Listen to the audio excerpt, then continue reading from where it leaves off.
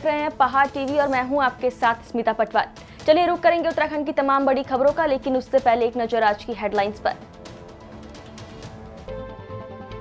NSUI नेता और SDM झड़प मामले को कांग्रेस ने बनाया मुद्दा, उपवास पर बैठे हरीश रावत। पौड़ी में एसडीएम और कांग्रेस नेता के बीच हुई नोकझोंक के मामले ने पकड़ा तूल, यूथ कांग्रेस ने एसडीएम का जलाया पुतला। जसपुर में अवैध कच्ची शराब समेत आरोपी गिरफ्तार, भेजा जेल। दिनेशपुर पुलिस को मिली बड़ी कामयाबी, लगभग 200 लीटर कच्ची शराब बनाने के उपकरण और 500 लीटर लहन किया नष्ट। कांग्रेस के युवा नेता के साथ पौड़ी उपजिलाधिकारी की हुई कहासुनी का मामला लगातार गर्माता जा रहा है। कांग्रेस के युवा नेता के समर्थन में कल नेता प्रतिपक्ष यशपाल आर्य, जिला अध्यक्ष पौड़ी विनोद नेगी, नवल किशोर, कांग्रेस के वरिष्ठ नेता मनीष खंडूरी, केदारनाथ पूर्व विधायक मनोज रावत ने कांग्रेसी कार्यकर्ताओं के साथ मिलकर जिलाधिकारी पौड़ी कार्यालय का घेराव किया। इस दौरान अतिरिक्त पुलिस बल की तैनाती जिलाधिकारी कार्यालय में की गई थी। इस दौरान कांग्रेसी कार्यकर्ताओं ने जमकर प्रदेश सरकार के खिलाफ नारेबाजी की और उप जिलाधिकारी आकाश जोशी को बर्खास्त करने की मांग की। नेता प्रतिपक्ष श्री यशपाल आर्य जी के द्वारा उनके साथ में केदारनाथ के पूर्व विधायक श्री मनोज रावत जी और लोकसभा के प्रत्याशी जो पूर्व में रहे पौड़ी से श्री मनीष खंडूरी जी, आपके द्वारा सभी कार्यकर्ता गण के साथ में आकर एक ज्ञापन प्रस्तुत किया। ज्ञापन में उनके द्वारा जो एक घटना यहाँ पौड़ी तहसील में हुआ था, जिसमें एसडीएम पौड़ी और उनके कार्यकर्ता जो कि प्रदेश यूथ कांग्रेस के सचिव हैं, उनका बीच में जो एक कहासुनी हुई थी उसको लेकर अपनी बात रखी है। उनके द्वारा जो बात रखा है उसमें उन्होंने ये कहा है कि इस संबंध में न्याय उचित कार्रवाई को संपन्न किया जाए और इसमें प्रकरण की दोनों पक्षों की इसमें जो बात है, मतलब दोनों जो शिकायतकर्ता हैं और जो व्यक्ति हैं जिनके खिलाफ शिकायत दर्ज हुई है, उन दोनों को बुलाकर उनके क्या उनका पक्ष है उसको सुन लिया जाए। उसके उपरांत जो है प्रक्रिया को अवलंबित किया जाए। सर, इस प्रकार का व्यवहार में देखा जा रहा है कि एसडीएम साहब मारने की बात कर रहे हैं सीधे सीधे, ये उचित है? ऐसा आप एक बार वीडियो को सही ढंग से एक बार देख लेना ठीक रहेगा। अभी जो वीडियो आया है जिसमें जो घटनाक्रम दिखाई दे रहा है वो तो उसका कोई उचित तो नहीं माना जा सकता है, लेकिन उससे पहले जो घटना हुई होगी या उसके बाद जो घटना हुई होगी, सारी घटना का सही ढंग से जब अवलोकन किया जाएगा, जांच की जाएगी, तो उसके बाद तथ्य सामने निकल के आएंगे।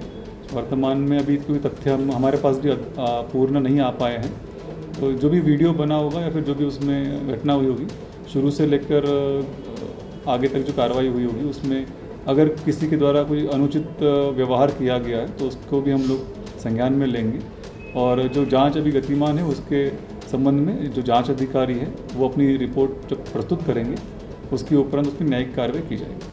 पौड़ी जिले में एसडीएम और युवा कांग्रेस नेता के बीच हुई बहस और अभद्रता के मामले ने तूल पकड़ लिया है। अब इसके विरोध में पूर्व मुख्यमंत्री हरीश रावत देहरादून के गांधी पार्क में महात्मा गांधी की प्रतिमा के पास मौन उपवास पर बैठे। इस घटना के विरोध में हरीश रावत शासन प्रशासन की सद्बुद्धि के लिए 1 घंटे के सांकेतिक उपवास पर बैठे। हरीश रावत के साथ कई समर्थक और पूर्व प्रदेश अध्यक्ष गणेश गोदियाल भी सांकेतिक उपवास पर बैठे थे। आपको बता दें कि बीती 20 अगस्त को कोटद्वार में अग्निवीर भर्ती के दौरान सर्टिफिकेट बनवाने को लेकर एसडीएम आकाश जोशी और एनएसयूआई नेता नितिन बिष्ट के बीच जमकर कहासुनी हुई थी। दिनेशपुर पुलिस को बड़ी कामयाबी मिली है। अब इस शराब के खिलाफ चल रहे अभियान के तहत दिनेशपुर पुलिस ने लगभग 200 लीटर कच्ची शराब बनाने के उपकरण और 500 लीटर लहन को नष्ट किया। आपको बता दें कि उधम सिंह नगर के वरिष्ठ पुलिस अधीक्षक के निर्देश अनुसार अवैध शराब के खिलाफ अभियान चलाया जा रहा है, जिसके तहत दिनेशपुर के नवयुक्त थाना अध्यक्ष अनिल उपाध्याय ने अपनी टीम के साथ जयनगर नंबर 1 के नदी किनारे झाड़ियों में कई जगह छापेमारी की। जिस प्रकार आप देख ही रहे हैं कि अभी कुछ समय पहले हमने 2 अभियुक्तों को 20-20 लीटर शराब के साथ पकड़ा था। उसी अभियान के अंतर्गत आगे बढ़ाते हुए कल जयनगर हल्का नंबर 1 में नदी किनारे पे हमने छापेमारी करी, तो वहाँ पे हमें जीवित जो भट्टियाँ हैं, तैयार भट्टियाँ मिली। उसमें हमने 2 भट्टियाँ पकड़ी हैं और एक अभियुक्त को पकड़ा है।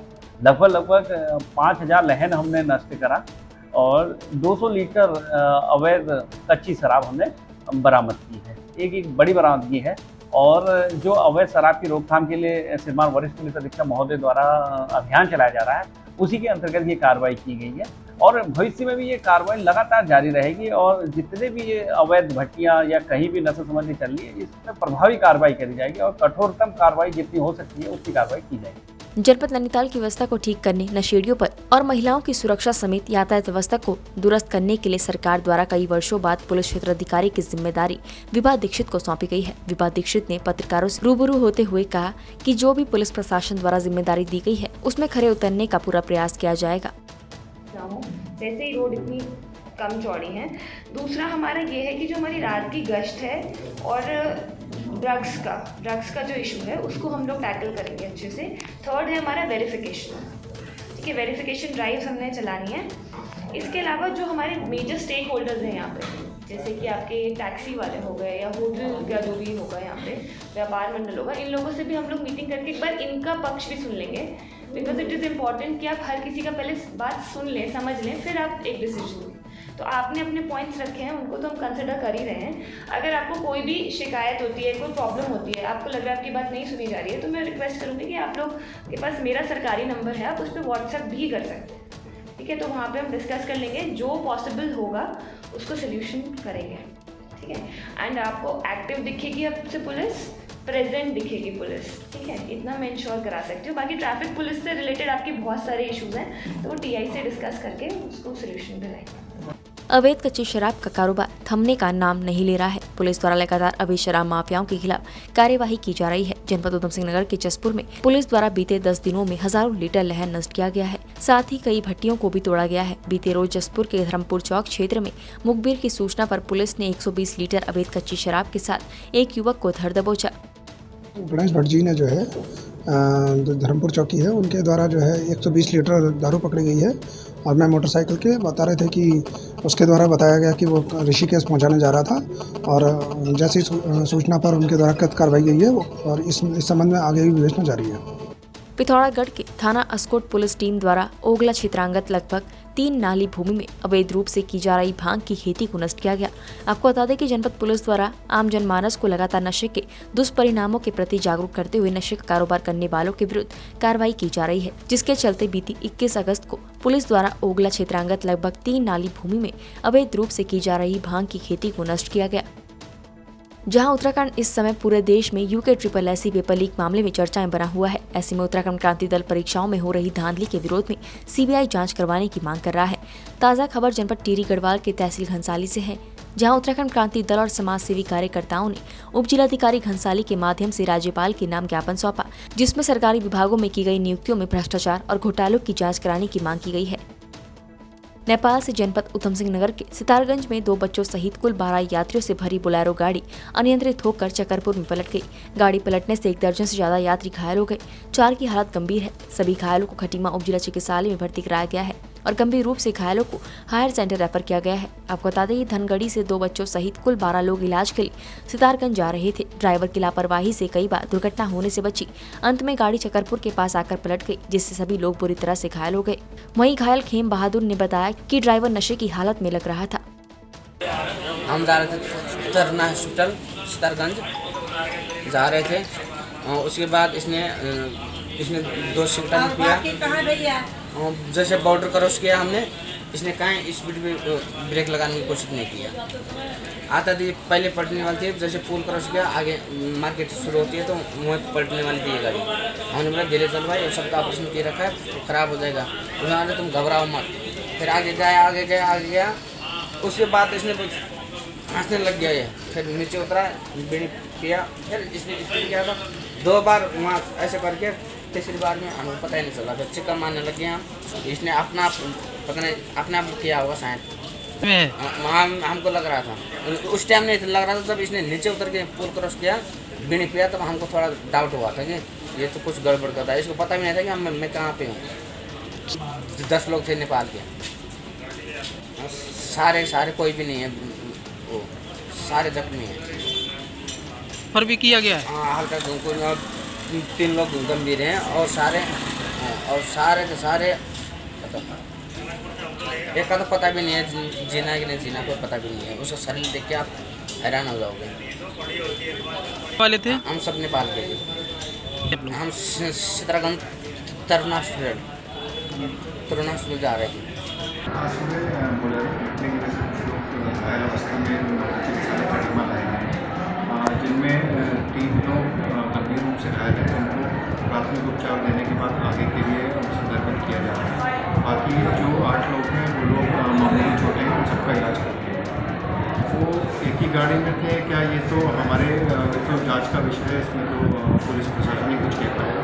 हमारे तो जो मतलब जो भी हमारा इलाज का पार्ट वो हम करते हैं। जनपद पिथौरागढ़ के तेजम तहसील में नैनीथल प्राइमरी पाठशाला जो कि 1 वर्ष से बंद है, उसे खोलने की मांग विगत कुछ दिनों से उठ रही थी, जिसमें कि स्थानीय ग्राम प्रधान के साथ क्षेत्रीय लोग जिलाधिकारी, जिला शिक्षा अधिकारी से मिले थे। इसी के तहत कल एक जांच टीम नैनीथल प्राइमरी पाठशाला में पहुंची। जांच टीम ग्राम प्रधान और स्थानीय अभिभावकों से मिली। जांच टीम के अनुसार ही विद्यालय संचालन किया जाएगा।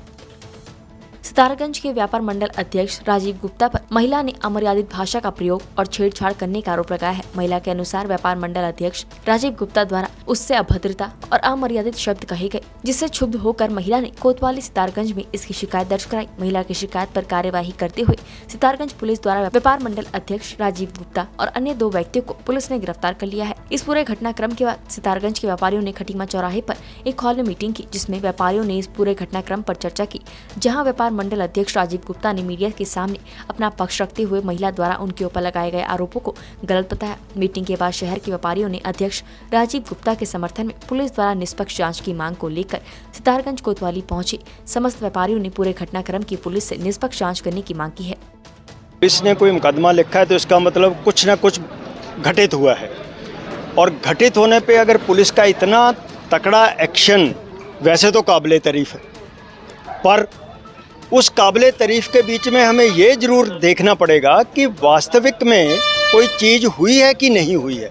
अगर नहीं हुई है तो किसी सामान्य व्यक्ति का, ये हमारे चुने हुए जिलाध्यक्ष हैं, अपने व्यापार मंडल के अध्यक्ष हैं चुने हुए, तो चुने हुए व्यापार मंडल के अध्यक्ष के ऊपर बगैर वास्तविकता जाने अगर मुकदमा दर्ज हो जाता है तो उनकी छवि कितनी धूमिल होती है और पूरे व्यापारियों की छवि कितनी धूमिल होती है। हमारा मतलब है कि अगर राजीव गुप्ता जी गलत हैं उस मुद्दे में तो हम पूरे शहर के चौराहे के लोग उनके साथ नहीं खड़े होंगे, पर अगर वो बेचारे गलत नहीं हैं तो फिर उनकी जांच करके उनको उस मुद्दे से बाहर करना ये बनता है। और ये हम लोगों का सबकी पुलिस से गुजारिश है कि इस चीज़ को बिल्कुल निष्पक्षता से देख के करें। और मुझे जैसे जानकारी मिली है कि एक पोल के ऊपर सरकारी सीसी कैमरा लगा हुआ है और वो कैमरे के नीचे ही ये घटना घटित हुई है, जैसा कि जानकारी मिली है। बना है मेरे भाई, मेरे पत्रकार साथियों, मैं आपको स्पष्ट रूप से बता देना चाहता हूँ कि ऐसा कोई मामला था ही नहीं। मेरा मित्र अपनी बाइक से जा रहा था, उसका स्टैंड उस पर लगा हुआ रह गया था। जब उसने चौराहे पे अपनी बाइक मोड़ी है तो उसकी जो बाइक के साइड में जिससे पकड़ते हैं मुट्ठा, शायद किसी महिला को टच कर दिया था, तो उसने उस पर छेड़छाड़ का आरोप लगाया। उसने तब भी अपनी बाइक वहीं पर खड़ी करी और दोनों मियाँ बीवी ने, शायद मियाँ बीवी है या कोई और रिश्ता है वो तो वही जानते होंगे, उन दोनों ने झाड़ू से और छाते से मेरे साथी को मारना प्रारंभ कर दिया। जब मैं वहाँ घटनास्थल पर जैसे ही पहुँचता हूँ, हो हल्ला जब होता है तो उसको झाड़ू और छाते से पीट रहे थे।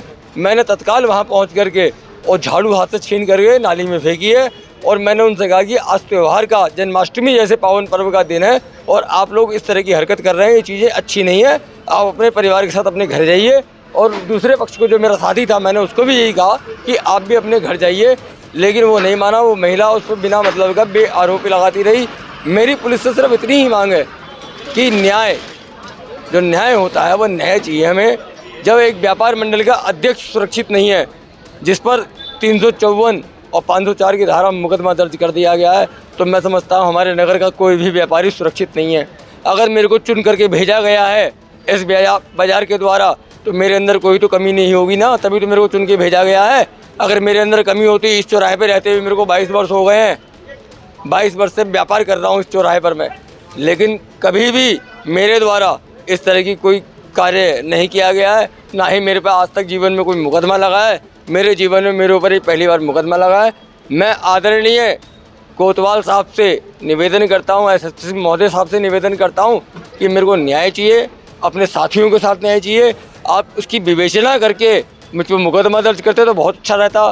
पता नहीं कौन सी आपत्ति, आपने 15 मिनट के अंदर मेरे ऊपर मुकदमा दर्ज कर दिया, बिना विवेचना के मुकदमा दर्ज कर दिया, बिना अल्मोड़ा जिले के विकासखंड सल्ट में राजकीय प्राथमिक विद्यालय जाली खान में सल्ट विधायक महेश जीना के नेतृत्व में भाजपा कार्यकर्ताओं ने 5 सितंबर को सल्ट शहीद दिवस में मुख्यमंत्री पुष्कर सिंह धामी के आगमन को लेकर बैठक की। बूथ अध्यक्ष मंगल सिंह ने दीप प्रज्वलित कर राष्ट्रीय गीत के साथ बैठक का शुभारंभ किया। उधम सिंह नगर वरिष्ठ पुलिस अधीक्षक मंजुनाथ टीसी द्वारा होटल ढाबों के सामने अवैध रूप से शराब पीने वालों के खिलाफ अभियान चलाया जा रहा है। वहीं सितारगंज पुलिस ने अभियान का पालन करते हुए देर रात होटल ढाबों पर छापेमारी की। वहीं छापेमारी में होटल ढाबा व्यवसायियों को सख्त हिदायत दी गई कि होटल और ढाबों के आसपास अवैध रूप से शराब न पिलाएं। उत्तराखंड की तमाम बड़ी खबरों में फिलहाल इतना ही। बाकी खबरों के लिए देखते रहिए पहाड़ टीवी। नमस्कार।